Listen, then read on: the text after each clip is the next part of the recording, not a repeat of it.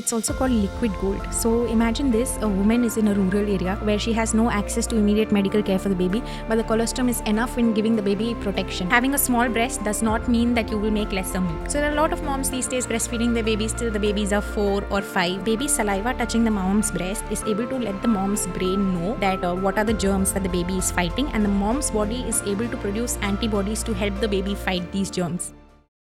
Hi Divya, I'm so excited to have you here. Divya, through your brand MomSense, you have been providing lactation consultation to new mothers for over 6 years now. So why does a mother need lactation consultant like you? Okay, Rashmi, to answer your question, let me begin with my story. I got into this field when my first child was born. And before that, I was a data scientist for first several years of my career. And I became used to approaching everything through a very analytical, evidence-based view. And when I became pregnant, I did the same. I attended all childbirth education classes. I read all the books. And I found that it really, really helped me in having the kind of birth I wanted, or the breastfeeding relationship I wanted, and in my parenting journey. And when I saw the rewards, I wanted to share this with all the other moms as well.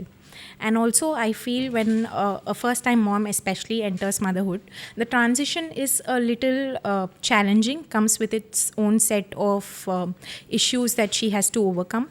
And somewhere it feels like the mother is left on her own to sort through these issues, because the kind of care that we have is, it's not continuous care from the time the mother goes to an OBGYN when she's pregnant, and then she meets the pediatrician for her baby.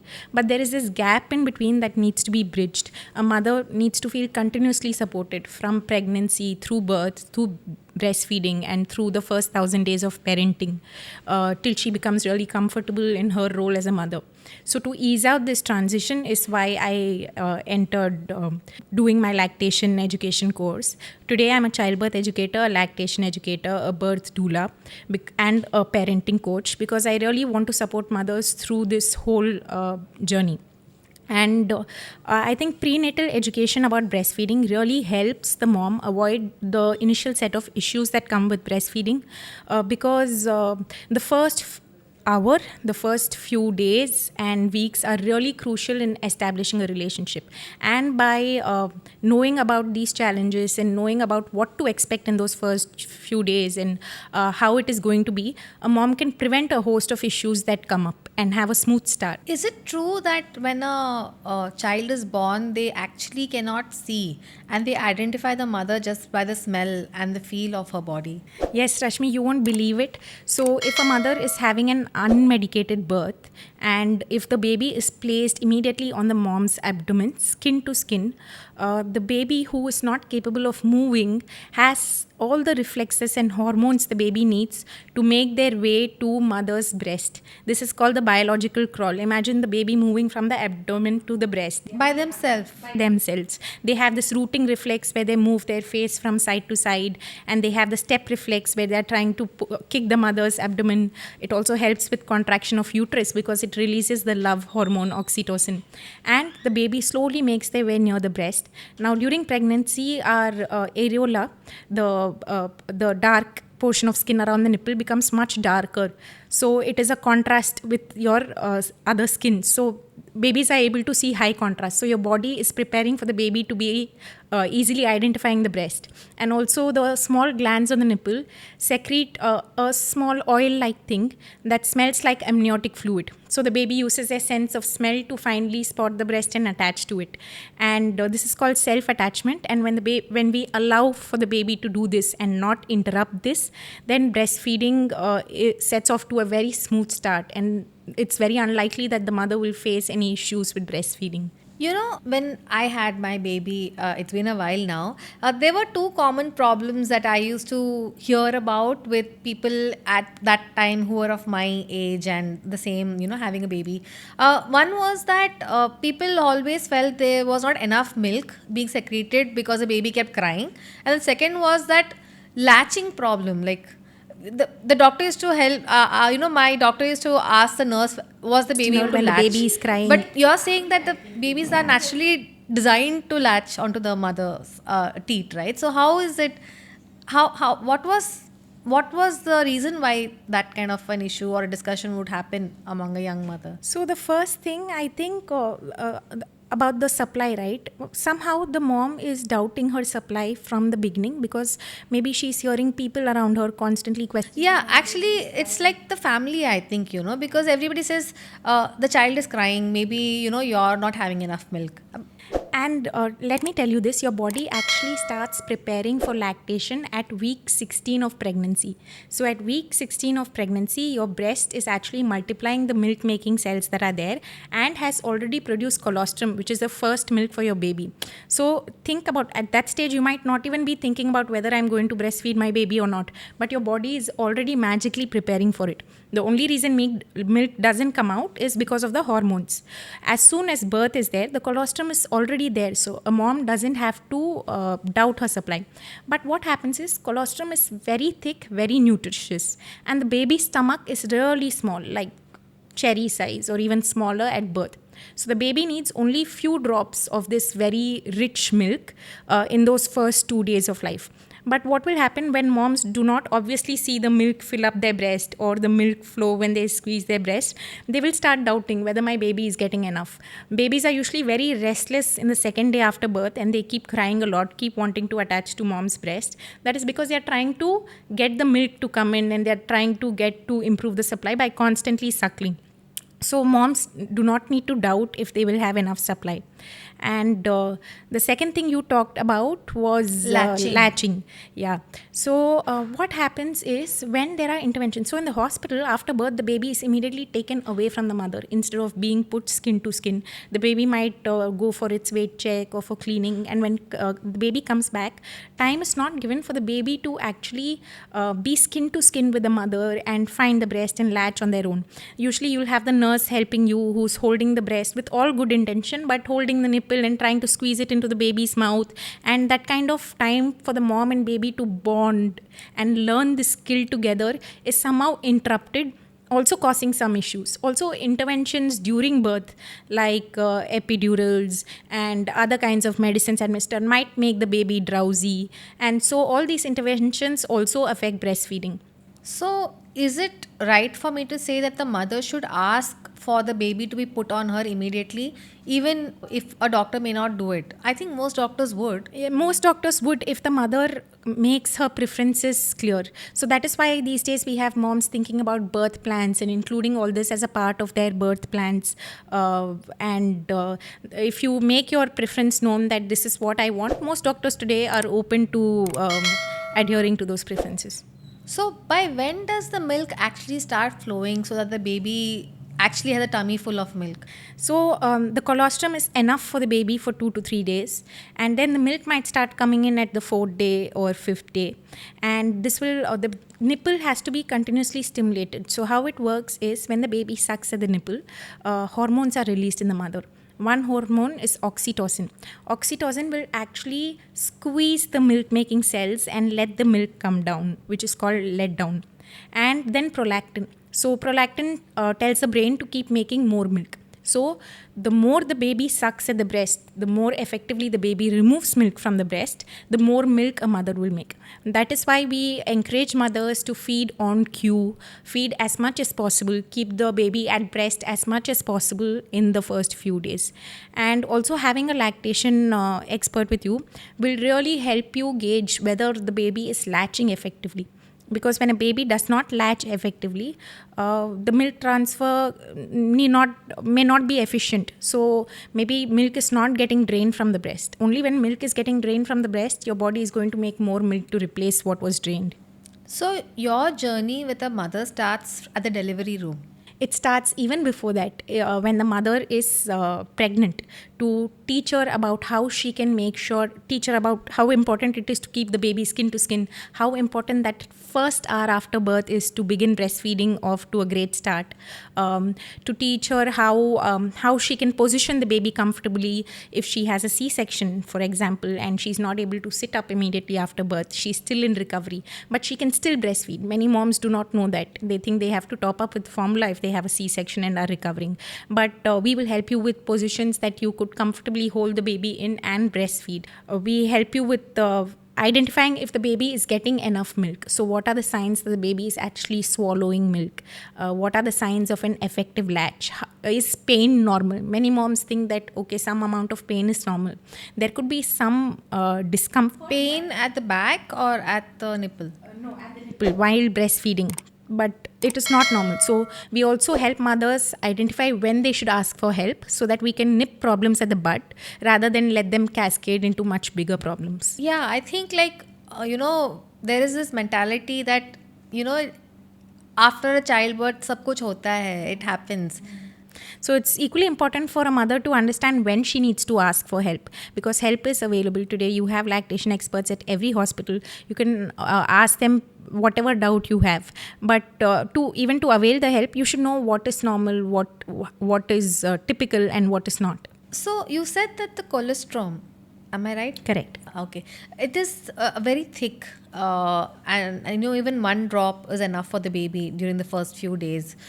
What is it made of? And I think I've heard that that is the most important suckle for the baby. So it's also called liquid gold. So imagine this: a woman is in a rural area where she has no access to immediate medical care for the baby, but the colostrum is enough in giving the baby protection. It has a lot of immunoglobulins.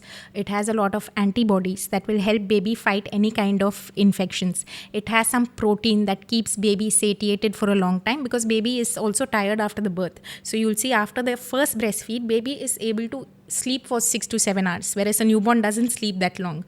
But the baby is sleeping because baby has ingested colostrum. It also has a laxative effect, which means the meconium, that is the first bowel movement of the baby, can easily come out. So it has that laxative effect. It also helps baby expel bilirubin, which causes jaundice, so that baby does not get jaundice, is able to get rid of bilirubin. So it has all of these effects that are very, very protective for baby, giving them a really good start. And after some time, the milk, I mean, I have noticed the milk becoming very thin. So, are there stages where the milk changes? Yes. So the breast milk is so adaptive to a baby's need. So one, it is dependent on the stage. Like first you have colostrum, then after 2-3 days you have transitional milk, which is a little more creamier. So it is giving more calories for the baby for rapid growth and development. Then you have more mature milk coming around 10 to 12 days, which has water, of course, to quench baby's thirst. Then it has proteins, fats, and carbohydrates in the ratio that the baby needs. So it's very suited to adapt to the baby's needs. Also, milk, if the baby is sick, then the baby's saliva touching the mom's breast is able to let the mom's brain know that what are the germs that the baby is fighting, and the mom's body is able to produce antibodies to help the baby fight these germs. So That's brilliant. Yeah, so mom's immune system is working together with the baby's immune system to fight whatever illness is there.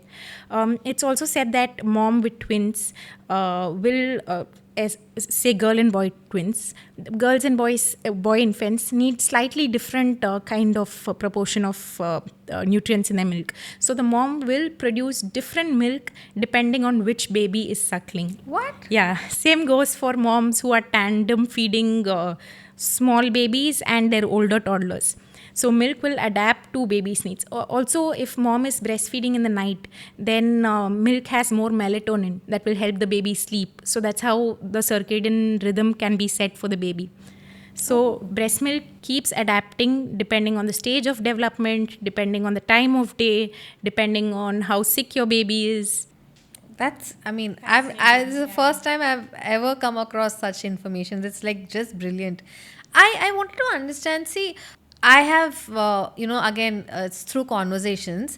Is it true that women who are thinner, who have smaller breasts, produce lesser milk, and like women who are healthier or look healthier, a proportion, have more milk for their children? So there are two parts in this. The breast has fatty tissue and the breast has milk making cells. The size of the breast depends upon the fatty tissue in the breast, whereas the milk making cells decide how much milk you're going to make. So having a small breast does not mean that you will make lesser milk. You will still be able to meet your baby's needs. The second thing, women have different storage capacities because you can have different number of milk making cells. But your baby will suckle more if you have a lower storage capacity and fulfill their needs. So a baby of a mom with lower storage capacity will feed more frequently. Whereas a baby of a mom with larger storage capacity might feed a little less frequently. So the baby's behavior will adjust in such a way that baby is getting all the milk from the mom, no matter the size of the breast. Divya, so I want to ask you, like even when my son was growing up, my pediatrician told me to feed the baby up till the age of 2 at least. But a lot of people say that's not required. Is it true? Like, when do you actually wean off your kid? So, the World Health Organization recommends that you exclusively breastfeed the baby for the first 6 months. Baby does not need anything else, even water, in the first 6 months. And you breastfeed at least for 2 years so that baby can get all the benefit. So, 2 years is the minimum age of weaning. There is a lot of benefit to breastfeeding for 2 years, but breastfeeding can actually continue till mom and baby are comfortable with it. So the natural age of weaning has been recorded to be somewhere between 2 to 7 years. So there are a lot of moms these days breastfeeding their babies till the babies are 4 or 5, and people usually say the milk has no nutritional value after 1, but that's not the case. So there are many times when my toddler is going through a very sick phase, when they suddenly stop eating all kinds of food and start breastfeeding like a new baby again. They want to be at the breast because it offers a lot of comfort. It offers a lot of immune factors, like we discussed, and they go through phases of teething, phases of growth spurts, phases of development, where breastfeeding really helps. But breastfeeding for such a long period of time, doesn't it drain the mother of nutrients, especially the bone health? As the baby is getting older, the baby will not depend on milk for nutrition that much, but the baby will still, maybe at 3 years or 4 years, the baby is breastfeeding for comfort. Maybe after a period of separation from the mother, or when the baby is not feeling okay, when something upsets the baby, or when the baby gets hurt, is when the baby tends to come and feed with the mother. Mothers might find it emotionally exhausting sometimes. At that point, maybe that's when they should begin to wean or begin to set boundaries around breastfeeding. Because the thing with older children is they understand. For example, with my 1.5-year-old, even if I tell him, okay, when he asks for a feed at some random point of the day where I'm not in the mood for a long elaborate feed, I tell him, okay, you can feed, I'm going to count till 10, and that's when we'll stop. And I count till 10. Now he's a small child who's just started speaking. He doesn't know numbers, but he still understands this. So if you practice setting boundaries with them like this, they do understand. That's one thing. Physically, the mom doesn't get depleted of nutrients if she's ensuring she's eating a well-balanced diet. So a breastfeeding mom, at the beginning, when she's exclusively breastfeeding, needs about 500 extra calories a day. Those are the calories she burns when she's breastfeeding. And she just needs to eat a whole balanced diet with a lot of vitamins, a lot of minerals, fruits, vegetables, carbohydrates, protein, fats. So tell me one thing, you spoke about mother being emotionally depleted, may not be physically depleted. A lot of, I enjoyed that phase of mother feed.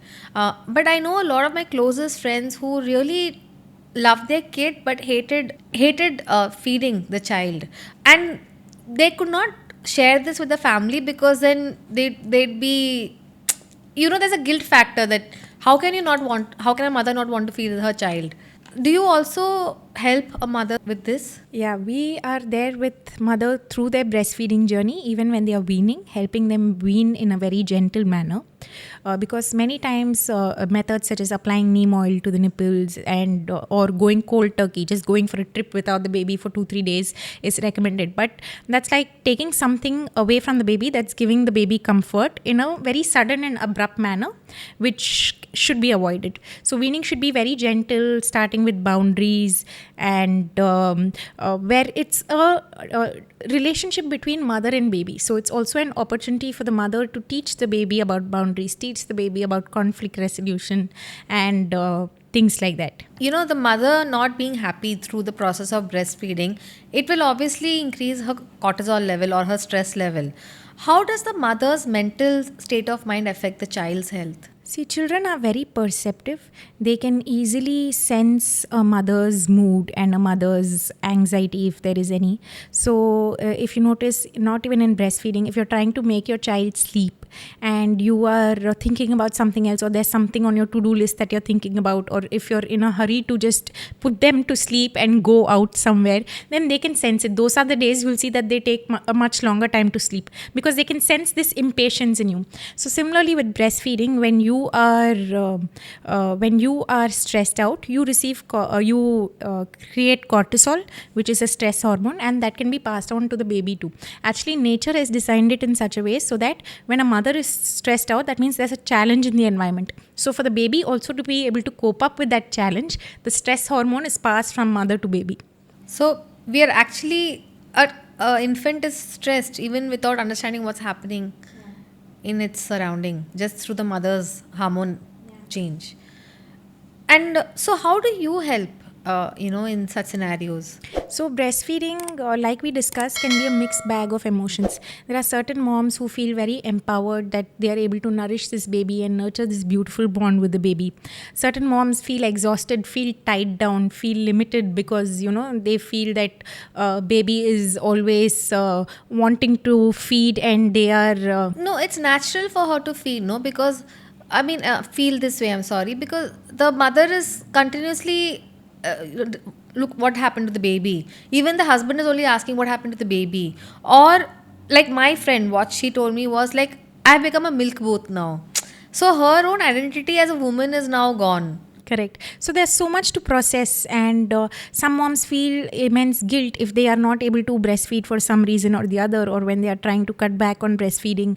Somehow they attach their worth as a mother to breastfeeding. All this pressure that they put on themselves is not necessary. Breastfeeding, we should understand, the mom needs a lot of support from everyone around her to have a successful breastfeeding journey. In fact, that was the theme of this year's World Breastfeeding Week also, where it said closing the gap, breastfeeding support for all. So all women, whatever their journey, they require support to be able to breastfeed. This support should come from the partner, come from the family around her, come from healthcare professionals, come from lactation professionals, and come from community as a whole. So when we talk about community, maybe the workplace can support her by giving her a exclusive room to pump in, and nursing should be normalized in public places so that the mother can step out with her baby and nurse wherever and whenever she wants to without being worried about finding the right place and time to do so. I always found one thing stressful was, the choice of food as a mother, as a new mother. For me, it's like I never understood the concept because it's milk. And is it true that everything you eat actually impacts, like causes more gas for the child, or, how does food work? Directly impact the child's health? This is very interesting because especially in the first 40 days in our culture, there is so much restriction on a mother saying don't eat bananas, the baby will get a cold. Don't eat oranges, the baby's milk will turn sour. Potato, it will cause gas. So there's so much restriction. Actually, food does not directly impact milk in a big way. It is true that certain babies can have sensitivities to certain food. Some common sensitivities are if the mother is eating a lot of dairy, sometimes the baby might not be able to accept that. Like baby will show some signs of irritation. Is that lactose intolerance? It is a cow's milk protein allergy. Okay, the protein in the cow's milk is passing through the blood and through the milk to the baby, and baby is not able to accept that. So there could be certain sensitivities, but we generally recommend that mothers don't restrict their diet or avoid anything, assuming that it is a problem, because it is very unlikely that it won't be a problem for your baby. Like cauliflower and broccoli produce gas. You can eat cauliflower and broccoli, they are healthy. So what we recommend is mom observes her baby. If there is any sensitivity and if she observes it as a pattern 2 or 3 times, that's when she should maybe avoid that particular food. But such sensitivities are rare. So we do not start with a restriction mindset where, these foods are not allowed. So there is actually no do's and don'ts with respect to food or eating habits or sleeping habits maybe. There are certain things with eating habits. Make sure you're eating nutritious food. Make sure you're eating a wide variety, because the breast milk does have some flavor of what you're eating. And so the wider variety you're eating, baby will get used to those flavors and become a better eater. Also, certain things like caffeine, alcohol, limit them.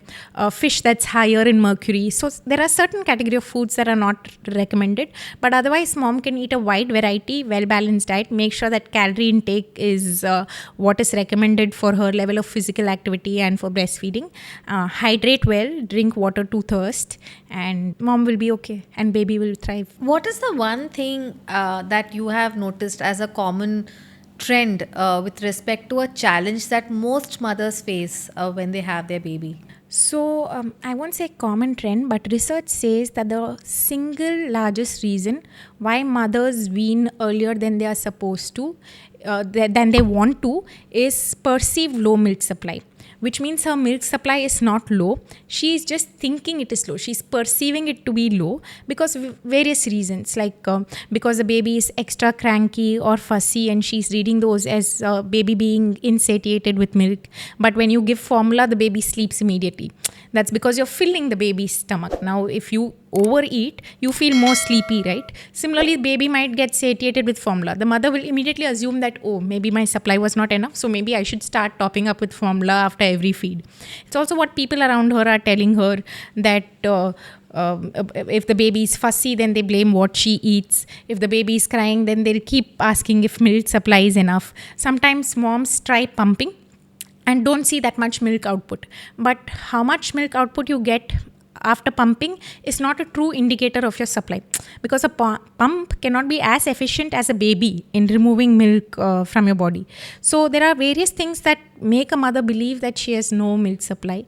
What I would tell mothers is the only way to gauge whether your baby is eating enough is one, weight gain, which your pediatrician will make sure that the baby is not faltering from the growth curve and is growing how we expect the baby to grow. And the second is diaper output. Baby should be peeing and pooping adequately. And when these two are okay, then that means your milk supply is okay. Baby's behavior and other things are not indicative of your breast softness. Sometimes the breasts, after it adjusts to how much a baby needs, do not feel full and hard like how they used to feel in the initial days. So that also sometimes is perceived as, oh, now my supply has gone down because my breast feels soft. But that's not true either. It was so informative, Divya. Thank you so much for this conversation. And, I hope this really helps a lot of people. And I hope we are able to talk about a lot of other interesting topics. Thank you so much. Thank you, Rashmi. It was a pleasure. So stay tuned for the next episode, guys. And please subscribe to my channel so that I can have more experts like Divya talking about aspects of health which are very pertinent and important for all of us to know. Thanks.